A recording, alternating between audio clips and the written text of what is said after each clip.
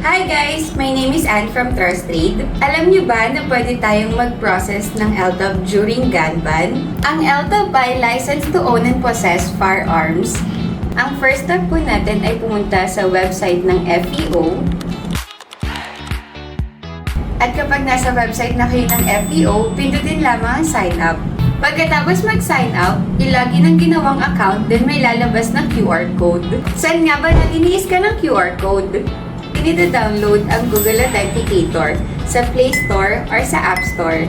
I-open lamang ang app pagtapos i-download, pindutin lamang ang plus sign sa baba, tapos pindutin ang scan QR code, tsaka po i-scan ang QR sa account. Pagtapusan nila mas-scan ang QR code, may lalabas po na 6 digits code na nag-iiba every 30 seconds. After po niyan, babalik po tayo sa account, pindutin ang complete login at ilagay ang hinihingi na code na manggagaling sa Google Authenticator.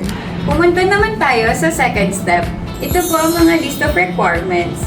Balik po tayo sa FEO website. Login ng account. Sa profile makikita ang select services, then select transaction type, processing branch, license validity, and license type. Then click proceed. Once na nasa profile na, scroll up at makikita po ang requirements button, then mapupunta tayo sa upload requirements page. Once nasa upload requirements page na po, upload all available requirements. Ano nga ba ang third step? Ang third step ay pumunta sa one-stop shop at Camp Crame para mag-take ng neuropsychiatric exam, drug test, at national police clearance. Kapag may result na ang neuropsychiatric exam at drug test, ito na ang magiging status nyo sa LTAB. For online evaluation, Chief FLD approval, Chief FEO approval. And kapag approve na, pwede na nating bayaran sa land bank. At kapag bayad na sa land bank, kailangan nating i-upload ang proof of payment.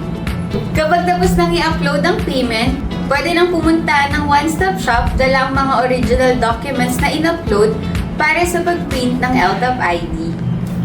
At kung kailangan nyo ng assistance, pwede nyong tawagan ang mga number na ito.